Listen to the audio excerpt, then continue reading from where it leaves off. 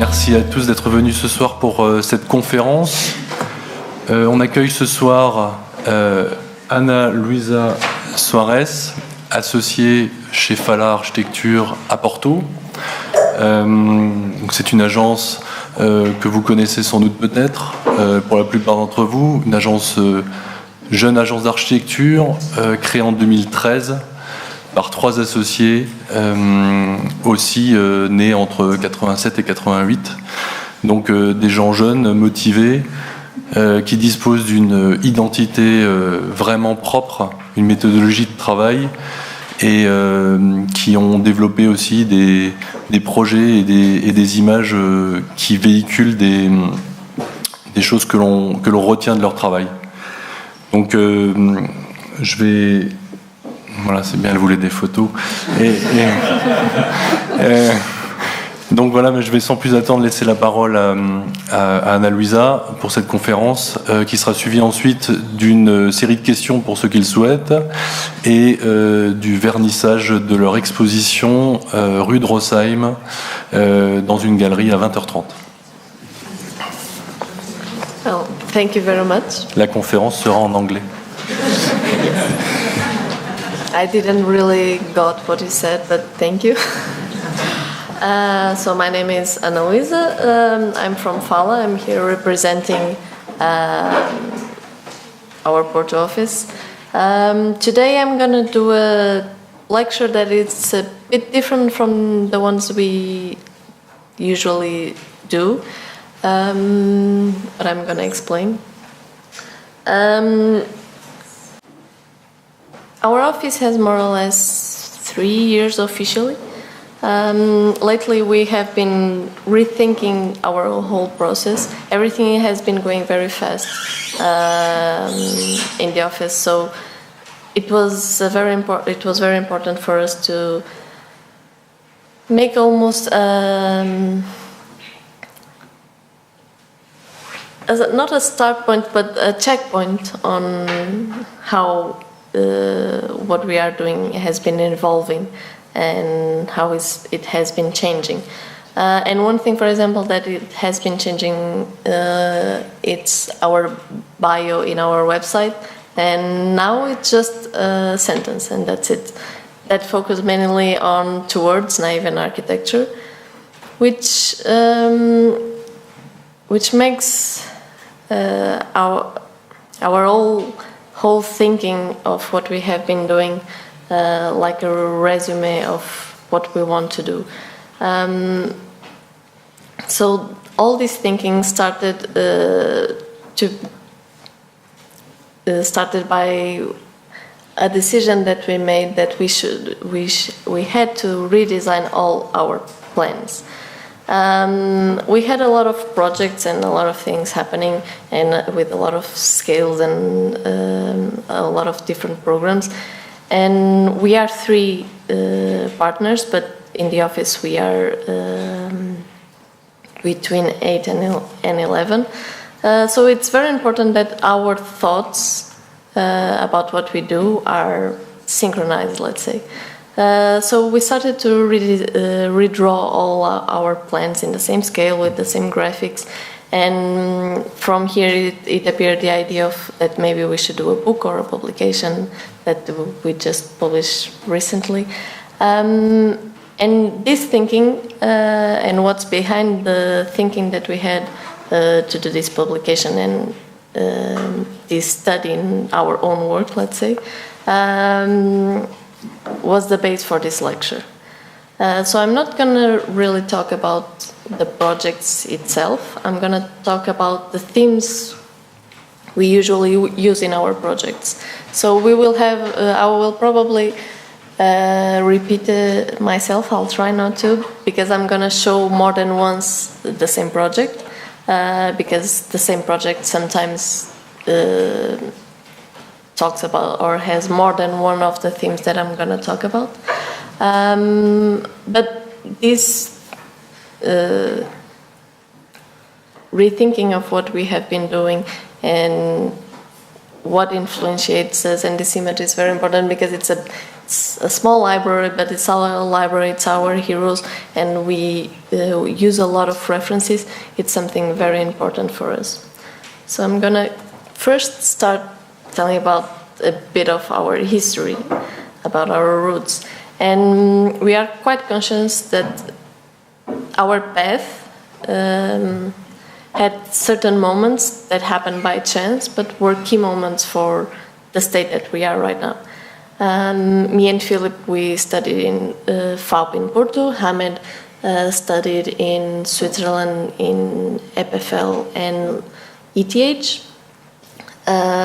We all worked abroad. We actually met working in Switzerland for Harry Guger Studio. Then we worked in Japan, Singapore, New York, again Switzerland, until we went back to Porto. Another thing that was very important for our path was actually the experience that we had, in this case me and Filipe, to live 1 year in the Nakagin Capsule Tower in Tokyo.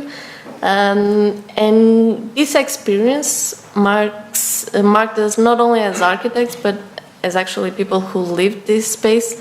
The way we perceived the living space completely changed. It made perfect sense that 8 square meters in Japan. In Portugal probably it wouldn't, but in the context of Tokyo it was perfect. So it was also something that marked a lot our path, and Japan was also something that marked us a lot. And right now this is our office. We all work around the same table. We are 8 in Porto, 3 in Lisbon, but it's something that is very important, this image, which shows a bit of everything. Books, water in the bag, computers, tea. So, but the main point is everyone around the table, and we all have to agree. We don't really have hierarchies in the office. Everyone has the same power, let's say. In my case, I usually take care of more bureaucratic things because that's the responsibility I get. But in terms of project, everyone is quite flat in terms of opinions. And this sentence from Caesar, it's something that is very important for us, because we believe that we spend our lives collecting images and collecting experiences and collecting references. And what we do as architects, because everyone collects all these experiences, what we do as architects is selecting what we think it's important for us, selecting what we think it might serve us, or it might serve our projects, and reorganizing all these experience, references, memories in a way to create a new project, let's say.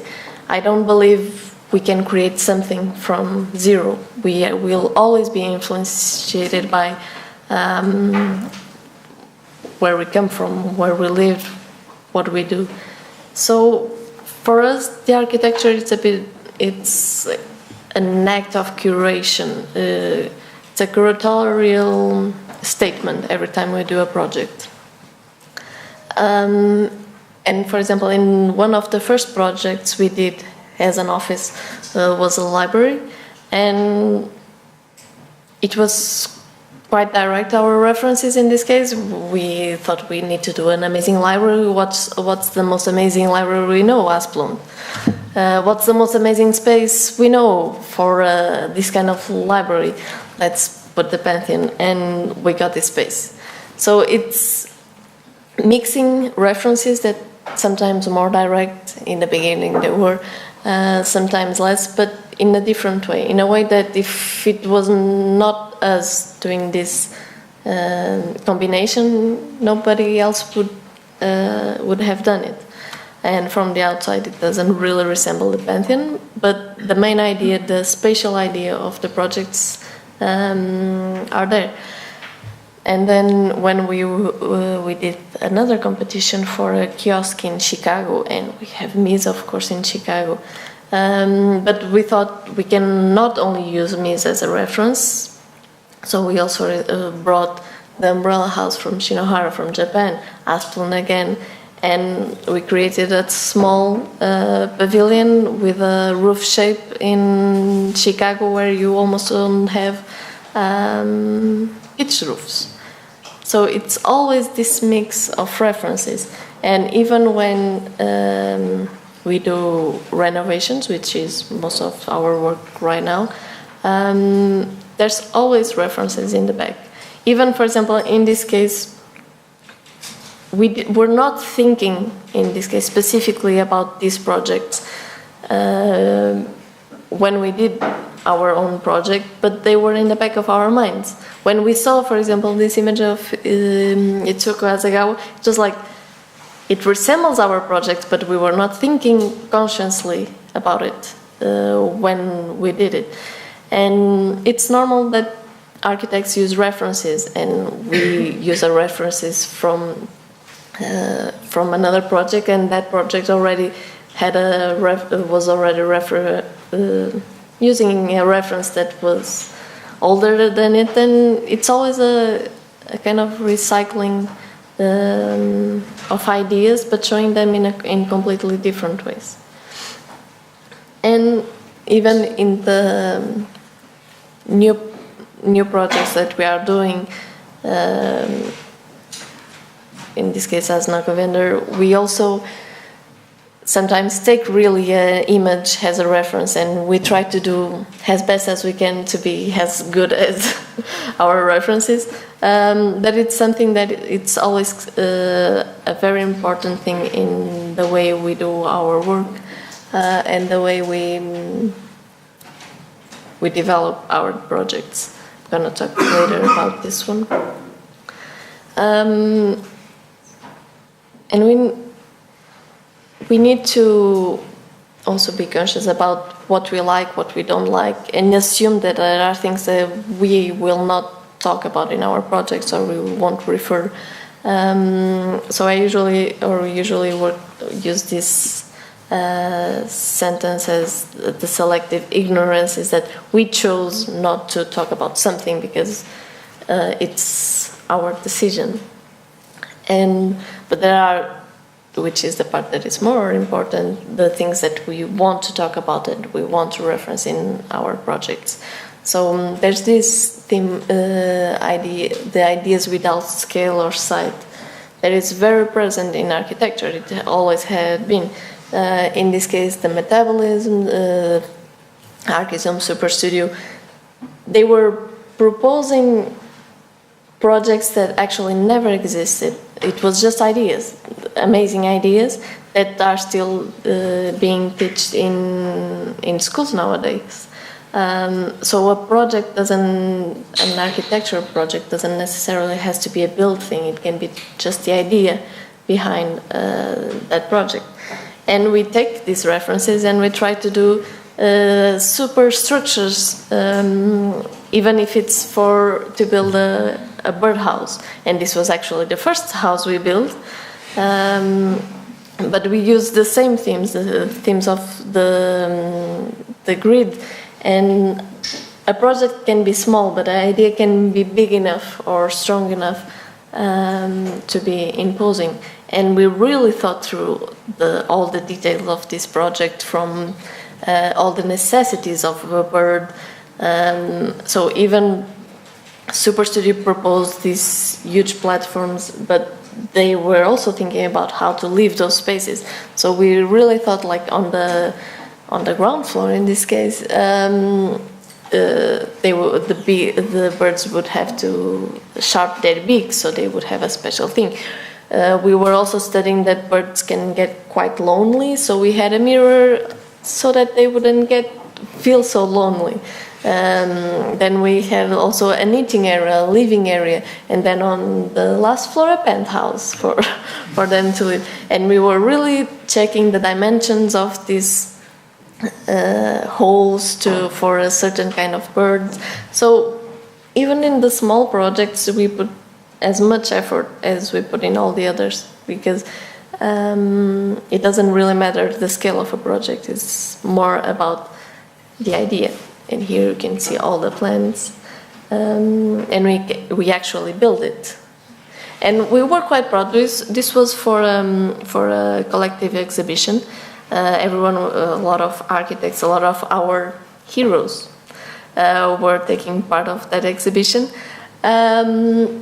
And we were very proud that we were one of, from 30, there were like 5 that actually did a birdhouse that a bird could use. And we were proud of it. And I think the birds liked it. This is a fair near our office.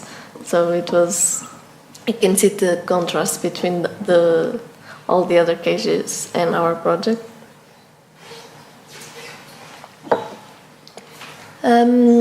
But this idea of grid is something that has been always present, and this idea of parametric, where you define an idea, and in this case it was social housing units, and we proposed one building, but it was supposed to be multiplied by 56 times.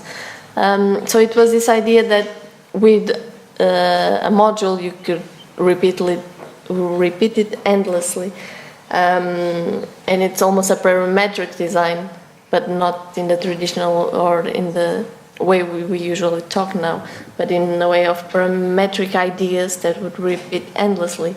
And even in renovations, we can see the grid that is behind this project, and we just decided to correct that grid, or not to correct, but to clarify the grid and to just use it. For example, you see some kinks in the drawing. We could fake it and we could actually make a perfect grid, but that's not the point. It's the point of finding a grid and using it. And every time we actually need to change, you clearly see what we did. We did a curve, we did a diagonal, we did a grid inside a grid. So it's always elements that are exceptions to it.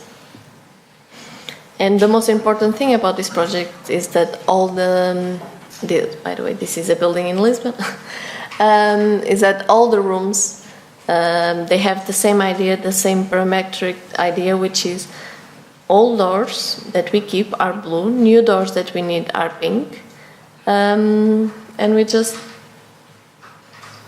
keep doing it, and we could have the same building 10 times bigger, that the idea would be exactly the same. And when we have a window that existing, we have a blue curtain, but always these elements that will clearly show in a very pragmatic way what's old, what's new. Another thing about our work is that we work a lot with limitations. So in the beginning we started doing competitions, but then slowly we started getting our first projects. And it's very important to understand the context of Portugal right now. We live for tourists. So since the crisis, we had a huge crisis in 2008, and now with the tourists, the crisis is it's over almost, but the boom of architectural work is based on the tourists, and everything is done thinking about tourists. So our first client that we got asked us to renovate an apartment in Lisbon to transform it into an Airbnb apartment, and we did it. And we were a bit afraid because it was our first client. She was not Portuguese, so it was a interesting relation between what we could propose or not. We were, I could say, a bit young, but it was not that long ago. But we were always thinking, what should we propose? Should we propose this or not? And then we got the second project, and the second project was again an Airbnb apartment, or an old apartment to transform into an Airbnb apartment. And in this one we thought that we could push a bit further, so we started introducing color and complexity of explaining to the client why the color is important when everything should be white, because white is nice. So it was an interesting evolution of our work, and here you can see the color that we introduced. And for example, in this case,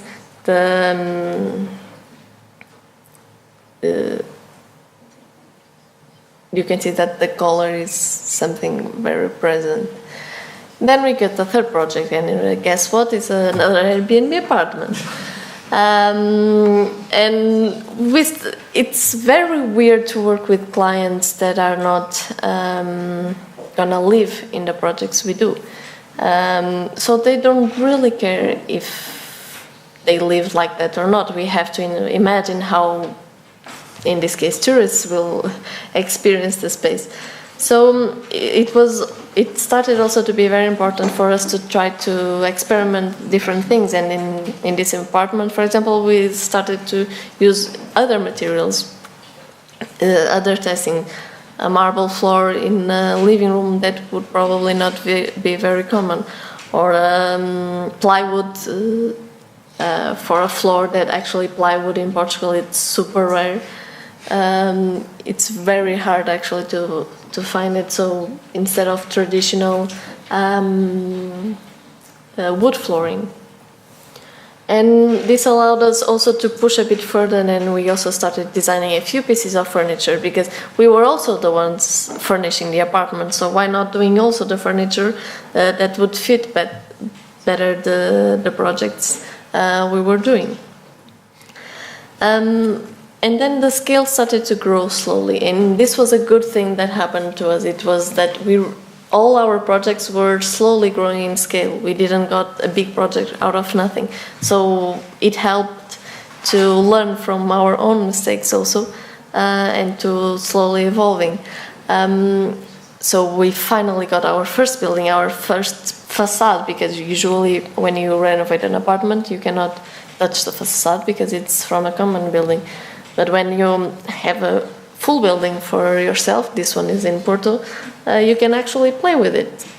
And in this case, we asked artists to design new tiles, rethink the way of the Porto tiles in this case, and propose something different. And we gave her the color that we were using in the project, and this is the result.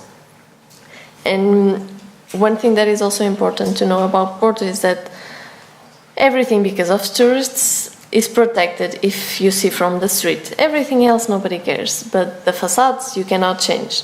So we could change the tiles, but they had to be tiles. So it's always working around these rules and try to create something new.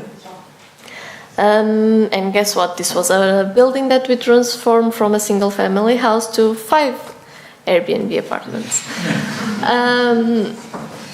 And since all our clients, as I said, are investors, we were the ones pushing for new ideas, new things to do with these apartments. And in this project, we tried a very pragmatic and functionalist project, where behind a cabinet we would have everything, and then we would have a perfect room, 5 perfect rooms. But in the end, the building is not perfect, so all the rooms are different, but the idea is there. So this image could be from any of the apartments, or at least the idea behind the image could be from any of the apartment. I can actually tell you from which one it is, which is this one. But the idea is stronger than the detailing itself. And so these pictures have 1 week. And then we got another building, and again we had to change it into Airbnb apartments. Studios in this case. There's a difference between Lisbon and Porto. In Lisbon, the buildings are bigger, so you get different typologies. In Porto, if you want to either you have one family house or you have apartments type zeros, because the width of The buildings are always around 550, so you can never really have two nice rooms facing one side, so you get Airbnb apartments or type zeros. And in this case, we decided to be a bit more formalistic. In the other one, we were more functionalist. This one was a bit more formalist. And we decided to play with all the apartments would have a curve and a step shape that you can see here. But the nicest part is actually when we play with these elements and in different ways, in ways that usually people wouldn't really expect. Then we finally got our first project where the clients would live there. But they didn't have a lot of money, so they bought a garage. And this was the project. So because of this speculation market in Portugal, it's almost impossible for people who actually want to live in the city centers to buy their own apartments, or they need to have a lot of money. So the clients bought this garage without consulting anyone. They had this idea, they bought the garage, and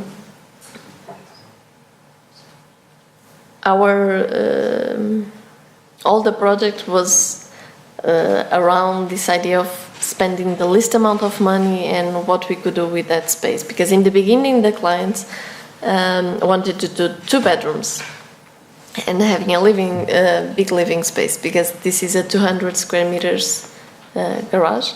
But then with all the discussions, and finally we had a chance to try to convince someone. We were not thinking about a generic person. We were actually discussing with someone how they would leave this space, how they would use, and it was just a couple, so they didn't want to have kids. So it could be an open space. So actually the bed, it's completely open to the living room. But with just a few curtains you could close and have it separated. And this is actually probably the most humble facade we ever did, which is this tiny square. But it was one of the most important projects, even with a very low budget, that we've done. And because an investor found out that we did a project with a very low budget, they'd asked us to do the same with another project. And again, it's trying to rethink the way how to produce something nice with minimal resources, but still with some meaning for us. We usually have to be the ones pushing for the meaning behind the projects, because the clients don't really care. And in this case, in the beginning I showed the image of this facade, because this was a factory that actually had nothing to do with a factory. It looked like a house. The client was trying to make it look like a house. It was terrible. And we basically decided, okay, now this is our housing because this was a factory, but now let's make it look like a factory again. So it's these contradictory things that we sometimes try to work with. Since we now do mainly renovations, there's always this theme of nostalgia, or not, in our case.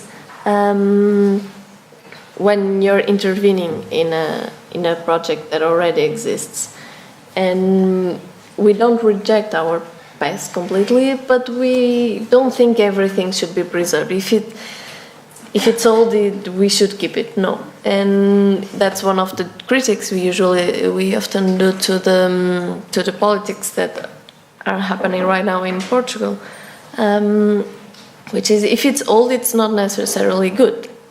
And cities are made from new buildings and demolitions. And in architectural school, we are usually taught to invent something new and to create something from scratch. But that's not often, at least in Portugal, that you will actually do a museum. In this case, for example, this is a pavilion So that's the closest we might get to a new building. We are actually starting to build tomorrow at Serralves Park, which is in Porto, to be part of an exhibition. But the reality that we are facing right now is actually working with what is existing already. And in this case, this apartment in Lisbon had some interesting things. In this case, it was the worked ceilings. But that was it. Everything else was not really worth keeping. So we kept all the worked ceilings. The doors that we have are actually almost in the same locations that they were before. We had to add insulation and everything. So since we had to move it, we corrected the plans. We made the room symmetrical. We made the new frames to match with a perfect plan. But then on the opposite side, where we had storage areas and bathrooms, we just demolished everything and we proposed something new. So we often work with this not comparison, but balance between what we should keep or what we shouldn't. And quite often the buildings we get are not that amazing. But sometimes the buildings that probably nobody would care at all, like the garage we did, and they would just close it and make traditional rooms. We thought that this was the most important thing about this project. Without this column in the center, without this structure and all these skylights, the space would lose. Whatever we would do there, it would become worse. So we just decided, let's do that. Let's keep everything. We actually double all the walls for insulation purposes and waterproofing. But all the project was about keeping the space as it is and designing free elements like free curtains. Even the kitchen we designed, it's fixed, of course it's fixed, it has pipes and all those things, but it has a feeling that we could actually move it around. And the space we tried in this case to keep as much as we could from the original space and from the original light the space had. So as I said before, in Porto, these are 3 buildings, but they could be the same, and all the buildings are the same in Porto. It has to do with constructive detail. These are buildings from the 19th century. They all have granite walls all around, and then they would have wood beams parallel to the facade. And the biggest wood beam they could get was around 5-6 meters, so all the buildings are around 5-6 meters. And again, because for tourists we cannot touch the facades, we do the maximum we can to play a little bit with it. But then in the back, nobody really cares what we do with it. So actually, these projects are chronological. So in the first one, we were a bit afraid what we could do or not. In the second one, we were much bolder and let's try to do a new facade. A facade that could be the front facade, even though it's the back. Only the people who will live there will see it, but it's a proud new facade. And for example, in this case, which are 2 buildings together that we are now renovating, again, we can change the front facade, but the back, it was completely rotten, so we just demolished and we built something new and proposed something that usually doesn't happen in these kind of buildings. So all these themes that we use, we don't really consider them a language, but it's something that it's always repeating in our projects.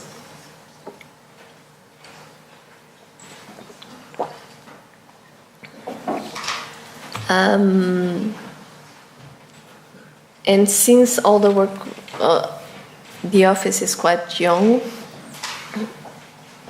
it's not that we are afraid, but there's always the possibility that we don't really think through what we are designing because everything is happening so fast and we have to deliver a project without a lot of thinking. So for us, it's very important that we make sure that the projects are not just drawings, that they have some ideas, some rhetorics behind it. And we often go to our heroes and to our references that to support ourselves in our projects. It's not that we copy them. It's very easy for someone to use a building that is very recent and to copy its image, its appearance, its material. But when you go a bit further and you reference yourself to older architecture, then you don't actually copy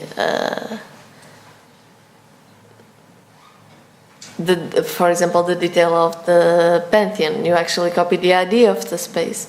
So this balance between what we reference ourselves and the way we transform it into our projects, it's something very important for us. And in these rhetoric ideas, we always work a lot with plans, grids, motifs, and we always start as a plan. Maybe because, or at least recently, we are working inside a shelf, so the three-dimensional part doesn't have an effect on the first phase. So we always start with a plan. And the plans, you can measure a plan. You can almost write a text about a plan and someone else can draw it without actually seeing it. So it's about facts. You can discuss a plan with a client. You can say, I want a door bigger or smaller or in that wall or in another wall. So it shows the rules and the statement of the plan or of the project. So it's something that it's very important for us. And sometimes the plan can show that we have hierarchies of spaces. For example, in the first or in the three cases where we have the public area as a main space, and then all the private programs smaller and subdivided in the rest with a clear line division.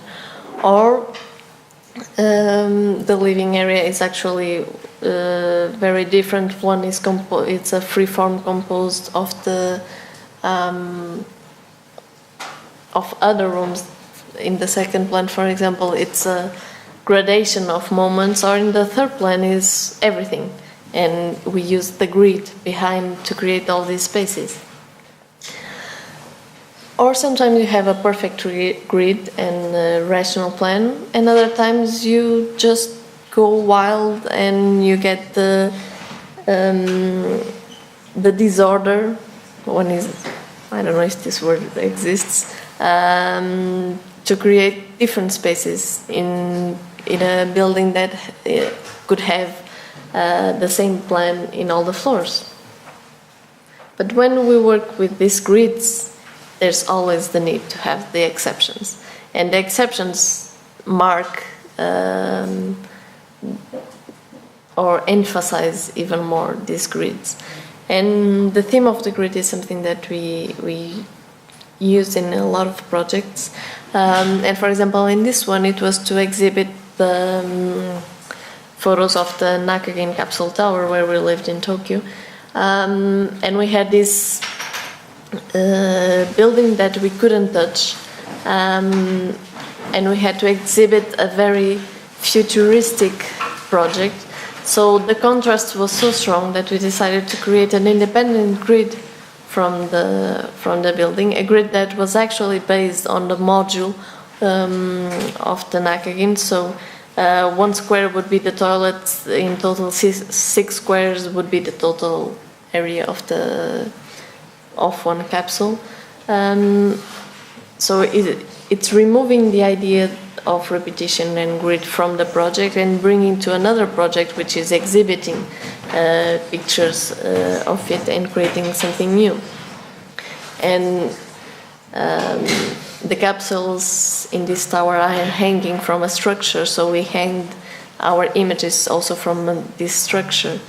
And this image is very nice because you see clearly the contrast between what was there and what we did after.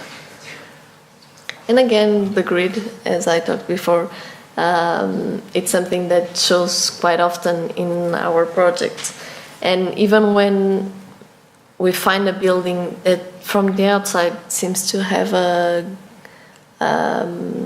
grid, the existing plan, it's a bit chaotic, but as soon as you clean it, it's a very rational and modernist grid.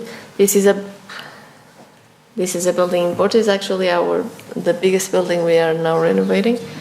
But then when you see this grid that is so strong, it makes no sense to change it. So we just assume that we work with the existing grid and we propose something different in the area that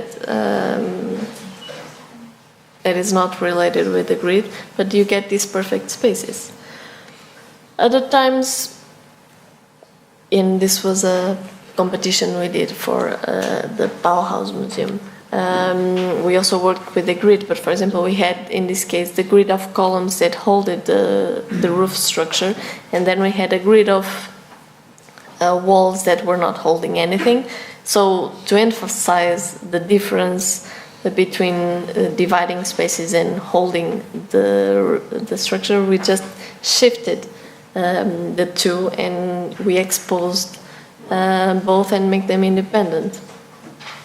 Or again, sometimes you just have the grid and you work that you find and you just work with it. Other times you design a project based on a grid, but in the end nobody will actually see in the space the grid itself. If architects look at the plan, they might get it, but as a user, they won't see the grid that was behind the design of this project.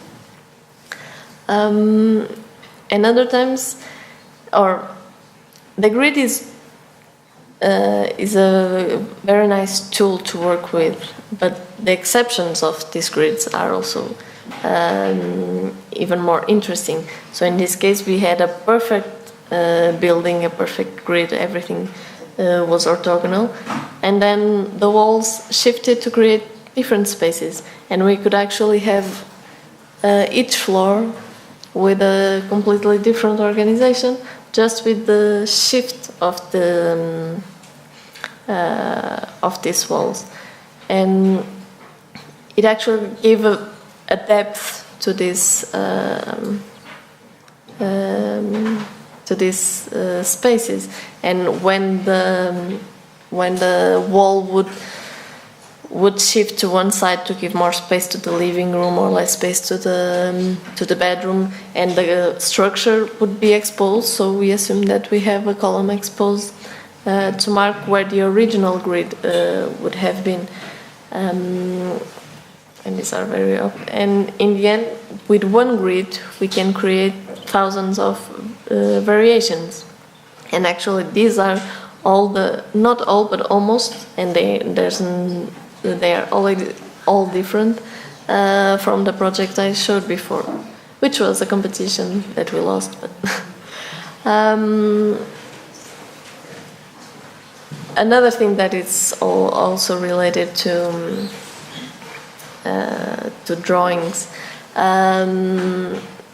have to do with our obsessions and our obsessions with geometries and our necessity to have everything controlled, and also with this new thing that we are exploring now of using different geometries and different shapes in our projects. And before we used to be a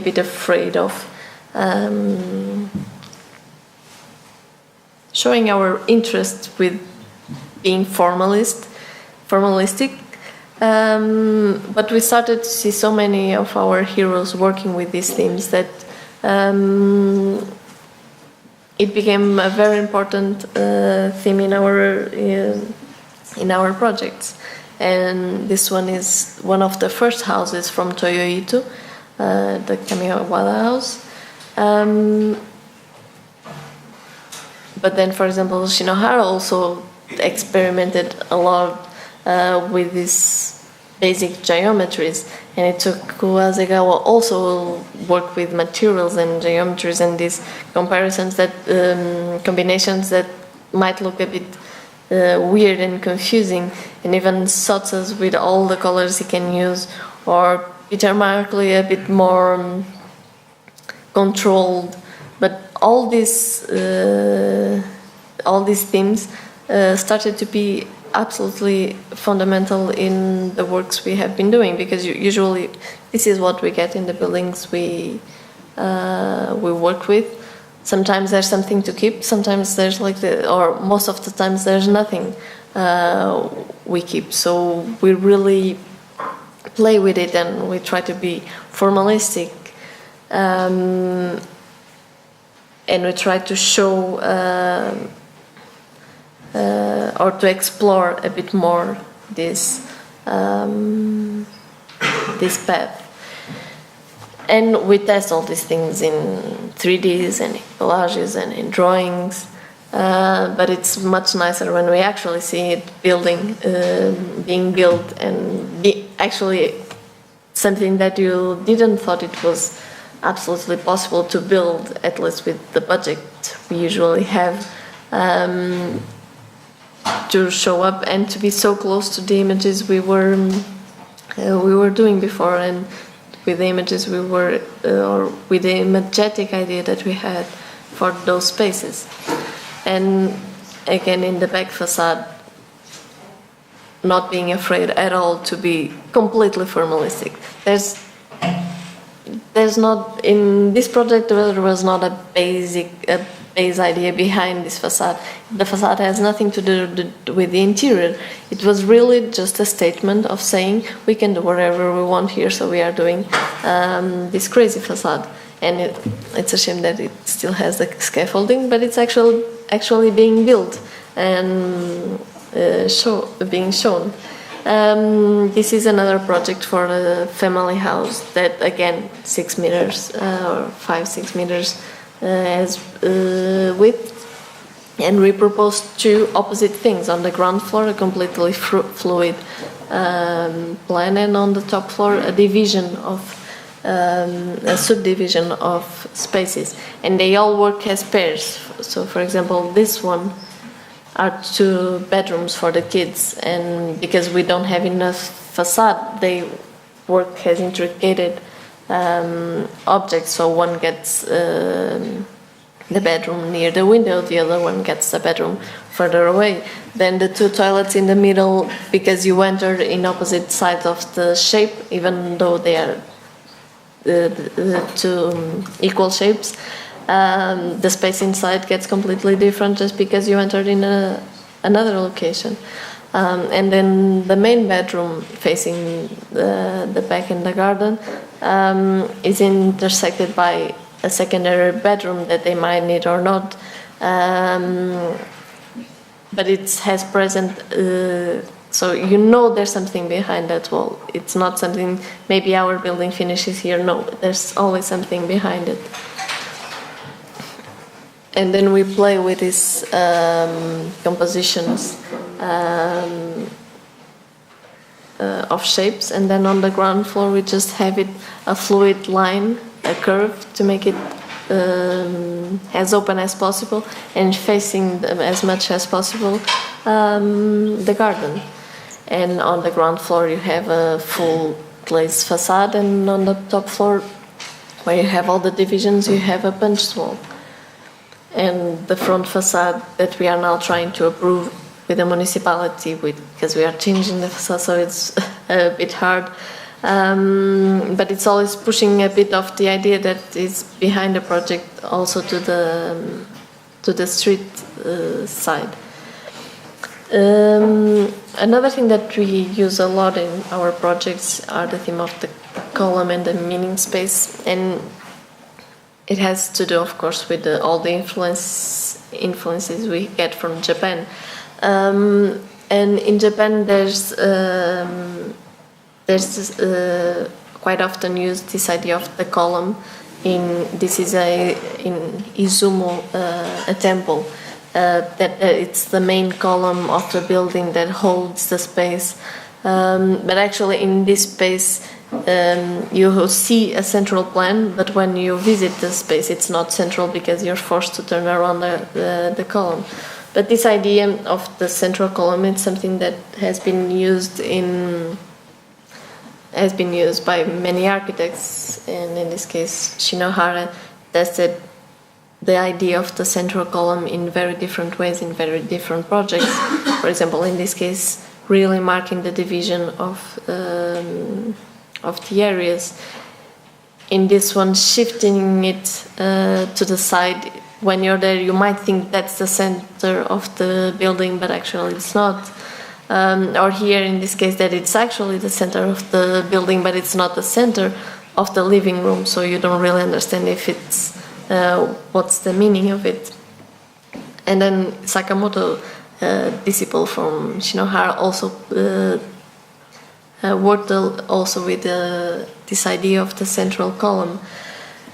And because, as I was saying, we quite often use these ideas. We also, in our first house we are building, we also thought it was fundamental to use the idea of this column. But our column, it's different from the Japanese one, the traditional one, because the Japanese one is structure. Ours is not. Ours is just a column that helps organizing the space, and that has all the building working around it. But it's not structural.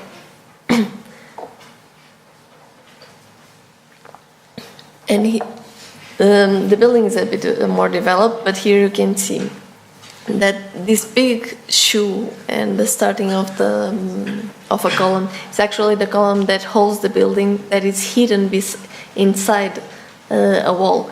And the column I was talking about, this is the shoe for that column. So this is what sustains the structure of the house. This is what sustains the architecture part of the house. But it's absolutely fundamental for this project. And again, in this case, we have another project where we use the column that is not in the center of the space, but is marking the center of the roof. Or this project, where we also have the central column that helps dividing the space in four and gives a hierarchy to these spaces, and you can walk around. And we even shifted the wood pavement to even mark more this rotation around the column. And there's another theme that is quite often used in Japanese architects, which is the meaning space. This expression is actually used by Ito, and this is one of the most amazing houses that was probably built. This meaning space is something that is very present in the thought of the house. So it's not something that happens after. Everything is based on the definition of this meaning space, in this case of a common space. But even in the Kamiwada house, also from him, the central space, it's what he calls again the meaning space, but you don't really see what is happening. You don't perceive what are the programs that are behind it. And here you can see as some plans explaining a bit the idea, which is the first is what he built, the second one is what actually in terms of circulation it produces. But if you would design a square grid, you would get the last floor, the last plan. And Nichoir also worked a lot with these meaning spaces. And these spaces didn't have a function, they were just spaces. Sometimes circulation, sometimes just contemplation spaces. They could be much smaller and not so developed to function. But the whole idea behind the projects were about this meaning spaces. And for example, this is what we are going to show in the Chicago Biennial this year, which is a study on these meaningful spaces from different architects from Japan and the way they use them in their houses. And when you remove all the programs and you just keep these spaces, this is what you actually get. And it's a theme that we usually work with our projects. So this is one of the projects that I showed in the beginning. And here you can see all the plans and tests we could make.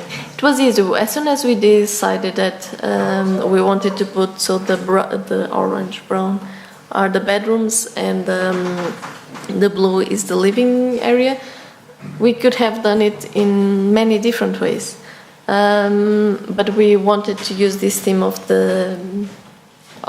this main space that would connect everything and that would be a piece of itself. And this is actually the axle of the project, but this is the space that for us was the base of the thinking behind it. And we use in this case 5 doors, each door leaving going to a different program, but in the space they worked almost as paintings. I need to drink a bit more.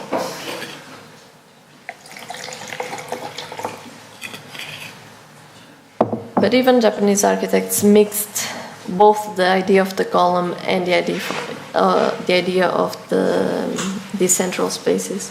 So in our first house, as I said before, we also used the idea of the column as a rotation point for the house, but we also used this idea of the meaning space.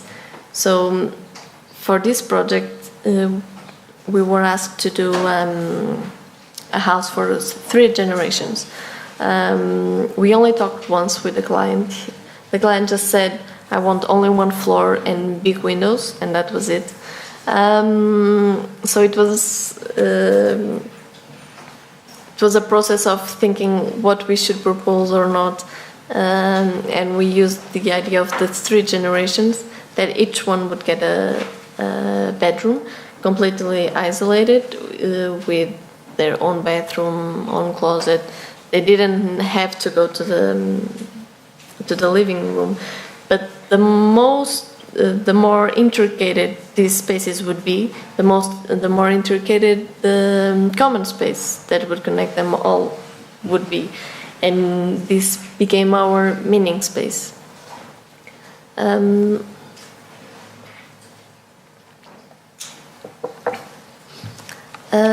Another thing that is very important for our projects is, of course, our images, and we know we are often known by our collages, but the collage is a meaning to an end.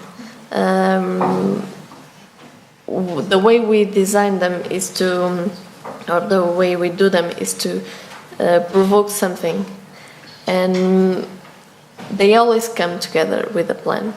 So we always start with a plan, it's true, and the plan is more pragmatic, but the image is more sentiment. You either like it or you don't like it.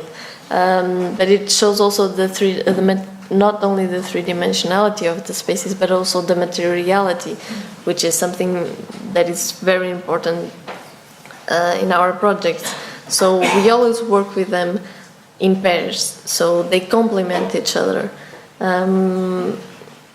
And an image can be of a specific space, or it can be as generic enough to represent all the spaces we are doing, even if they are all different. And of course, we are huge fans of Hockney. It's not something that we would lie, but Hockney, it's not only about having good images that we can crop and use. It's also about the paintings he does. He shows lifestyles. Like, for example, this image, like, it shows a lot of tension. It's not showing a lot of the space, but it's showing a lot of what could have been happening in that living room. And then another reference that we usually use is Jeff Wald, because he also always plans his photos in a similar way that we also plan our collages. We try to give some lifestyle to them, maybe because they are all Airbnb's apartments and nobody will actually live there. Maybe that's why we feel the necessity of giving them life and giving them some more meaning behind it. And we could present our projects like this, but we always want to test more things and try more things. And when we present them with the lifestyle, it emphasizes even more the ideas that we have behind the project. And this is always a comparison with or without life happening inside these projects. And it's something that we actually take in consideration while designing them. We actually think, where should the table be? How would people live these spaces? Even when we know nobody specifically will live in it. And we also are now testing a few, not alternatives, but a bit weirder collages. They are not perfect perspectives with the lifestyle, but it's more about emphasizing something of a project, and in this case it's the wood and the tension that the wood beams and the floor create, even if it's not a perfect collage. But as I said before, we start with plans, but then we always have the necessity of moving to image, and we don't do final images or final collages just in the end. Our images are work in progresses. We always do the base almost in the beginning, especially when we work with projects that are already existing. So for example, in this case you can see all the phases of the garage house when we had when we were proposing normal walls, glass walls, cabinets in the middle of the space. And then we often also need to change to the 3D modeling, because collages give you a sense of materiality, of ambience, but not really about the scale. The scale is not the point about those images. So we also need have the necessity of doing traditional 3D modeling and see if it works or not with the real proportions. And when they do, we usually take them back and we try to give them again the soul, and to see how they would work with the textures and if they would be occupied. And in the end, that's what you get.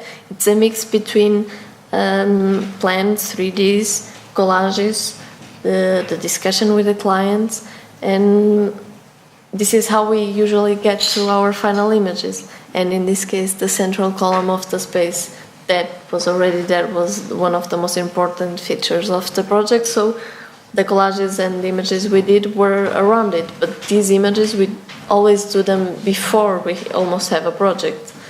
And it's nice when we see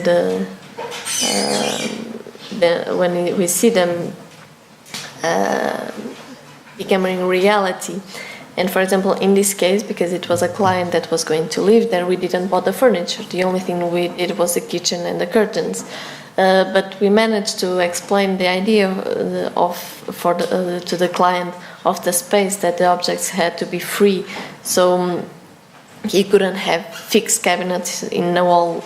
They all had to be objects floating in the space. And it was something that worked perfectly, and they got completely the idea. And sometimes they would send us an email, do you like these chairs? We're going to buy it. So it was an interesting process of having this white canvas and adding furniture. And because it's a garage house, you can actually have a car inside the garage if you want.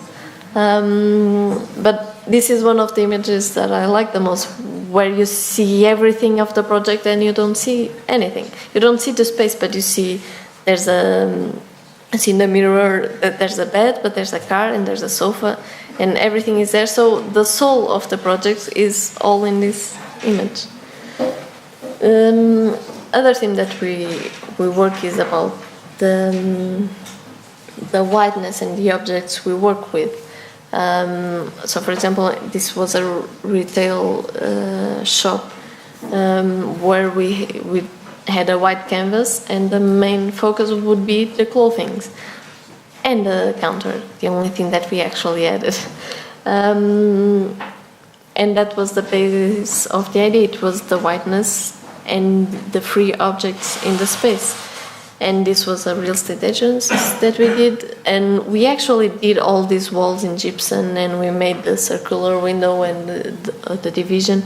But the most important part were, in this case, the furniture, but not really the furniture, but because these are objects that organize the space. And you can see how it turned. But one thing that is important is that our whiteness,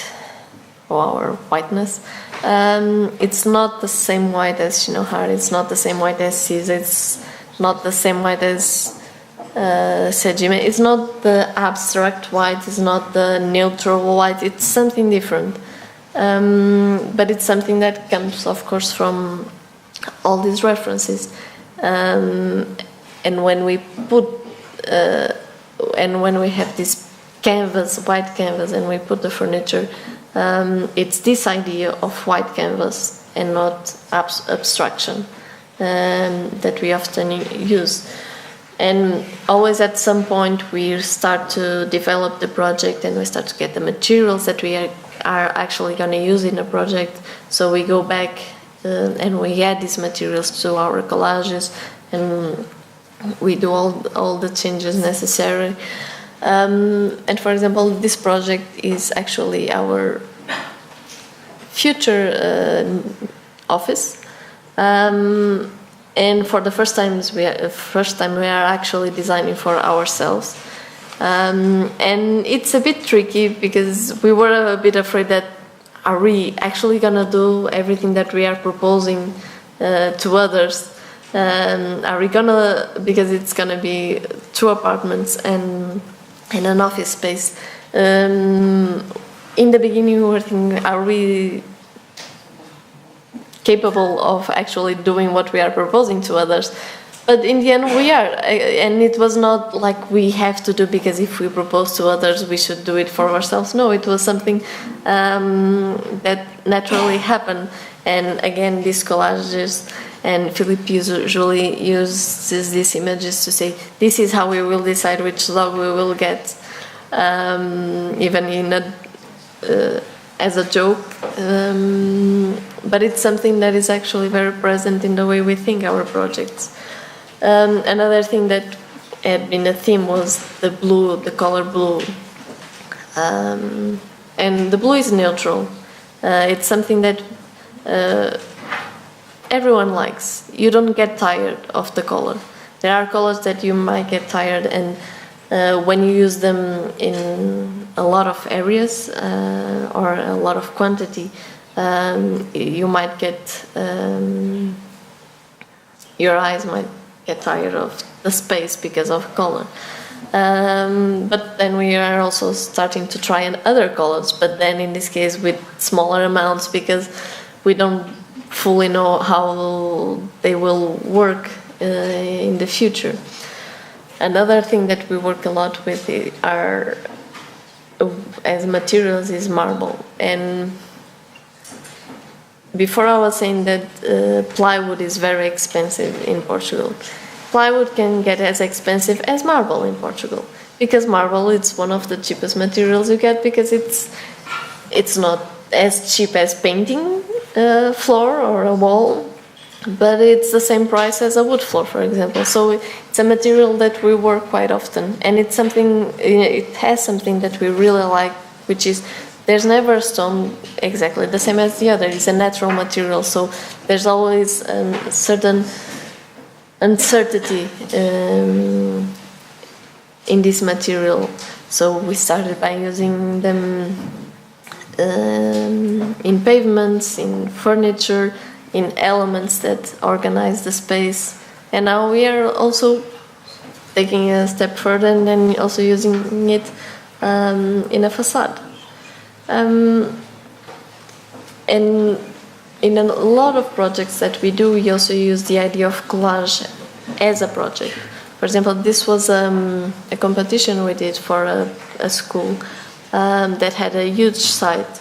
And what we decided to do was to make a wall around the entire site made out of brick.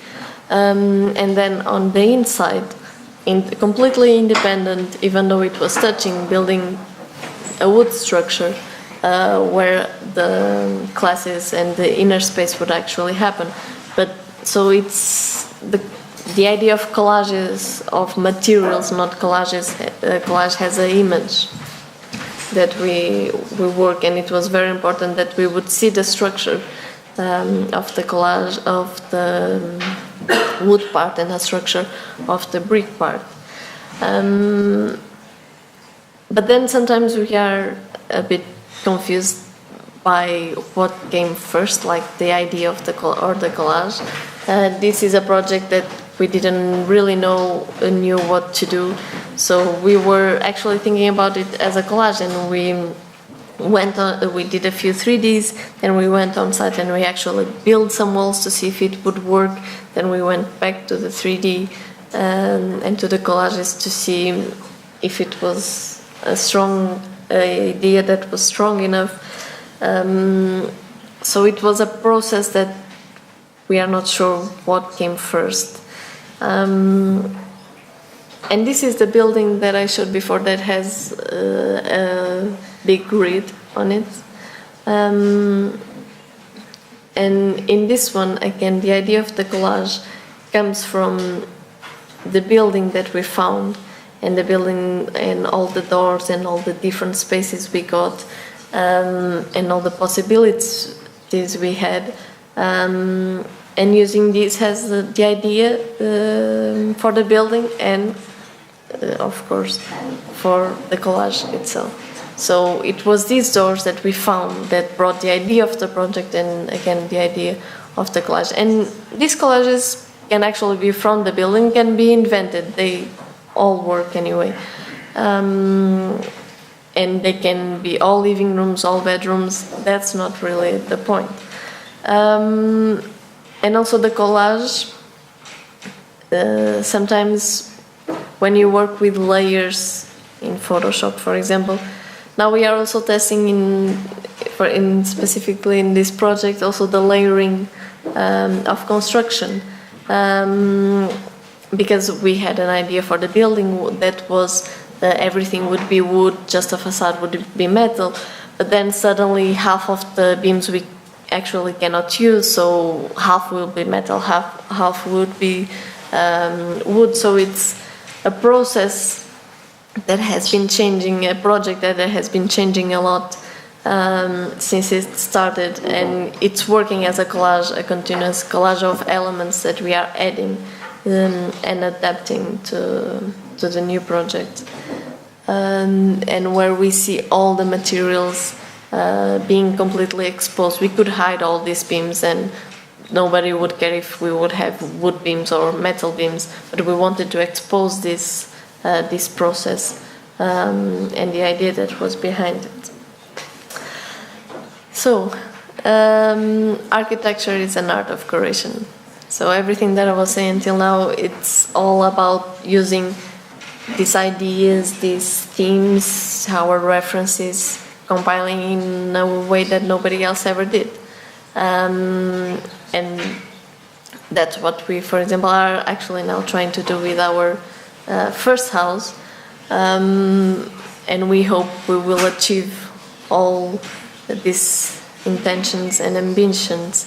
But right now, this is our point. This is a picture, this is a print screen of our website. This is where we stand right now. And thank you.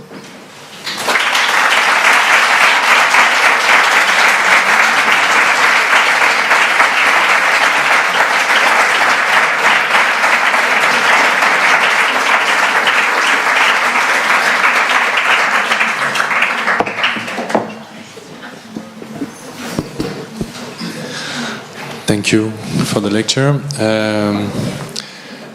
If someone got a question, in English, please, so I don't have to translate it.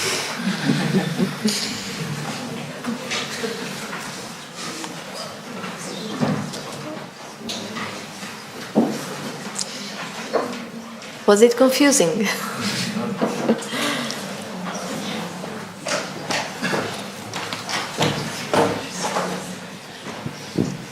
Hi, thank you for the lecture.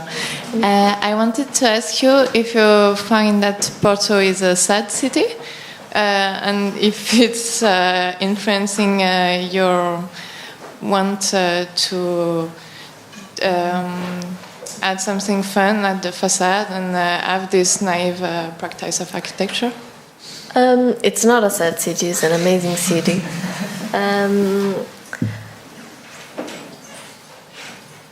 But it has some problems that are, as I said, related to the politics.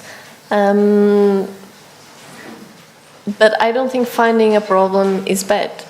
It's what it's actually making us going further and trying different things in the areas that we can and working with the areas that we can change. If you can do whatever you want, it's harder actually when you have some restrictions. But definitely the city of Porto and Portugal itself has a lot of influence in the way we do our projects. First, because they are there, but also because the problems they made us face. And we quite often take also the solutions we find for those problems and use them in other projects that we would probably not use them if we didn't test it in a project before. So it might be bad, but it's good.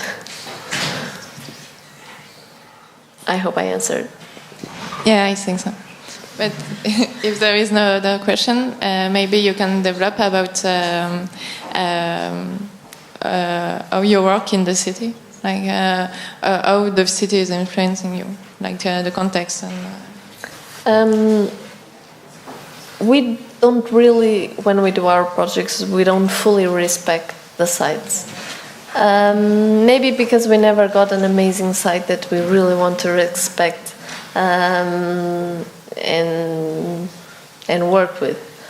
Even the new projects we are doing that are not in the city center, they are in the suburbs that we are building from scratch, they are not very nice. So we actually don't want to relate to the suburb, to the surroundings. For example, in this house, The surroundings are terrible. So the entire project is based on itself. And this is a reaction to the site. But for example, we rotate the house north-south to be completely abstract regarding the site. So it's almost parallel to the street, but it's not parallel to the street. But even when you say, I don't want to look at what's around me, you're reacting to what's around you. In cities in general, it's very important to preserve historical buildings and also historical areas. What I criticize is the absolute incapacity of seeing that a building doesn't work anymore. So you force the people to just keep the facade, demolish the interior, and build something new that from the outside looks old. That's what I think it's against the natural nature of cities. Cities were built from construction and demolishing areas. And Portugal, and especially Porto, we never had a war, we never had an earthquake. So all the buildings that stayed were built, either were after demolished or are there. So all these decisions, and even in terms of urban planning, all the new streets, the bigger streets, they were demolished. They were planned to be and to create, to adapt to the new necessities of the cities. So it's more about not doing a fake city where just the facades are beautiful for the tourists and everything else it's actually not old, it's concrete buildings and new.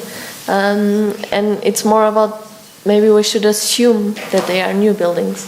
I'm not saying let's demolish the entire an entire city. It's just being able to know when to do one thing or the other. Of course, these laws were made to avoid people who demolish things that shouldn't, and if there's the option to demolish, they would find a way to demolish it. So it's always a very tricky situation and question. Thank you.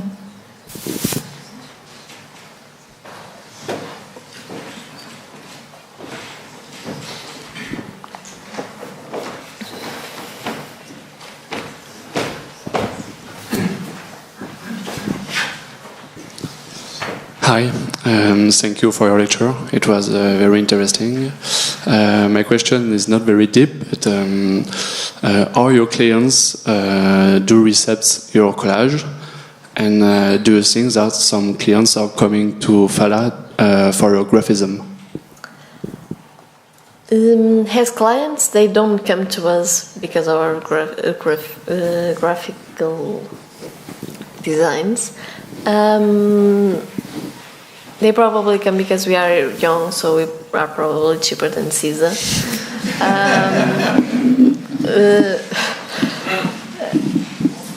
But we actually work with collages with our clients. It's actually in the beginning we were also afraid to use it, but it's a very nice tool. Because when you do a perfect rendering, the clients look at it and they will ask, why do you have that lamp there? I don't like the lamp. Or I don't like the handle. When they see a collage, they understand that it's just an idea. It's not going to be that lamp and that handle. So we focus more on the materials or on the space, on the idea behind the project, and not on the details. They always understand that it's a working process. It's not the final image. Which allows us always to get a margin of error regarding what we propose and what in the end it's built, even though it's always quite similar to the images we do. but it gives some flexibility, and actually the clients understand it and like it, and has a tool of work. It's very useful. So we don't only do collages to make other architects like us. We also, well, we know how to do perfect renderings. It's just also a matter of timing. To do a actually very nice one, you lose much more time than doing a quick collage that is more about sentiment than technique.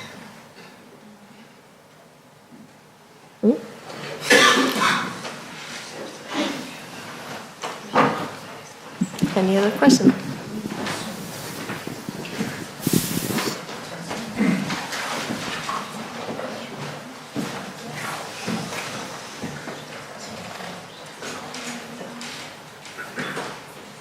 No?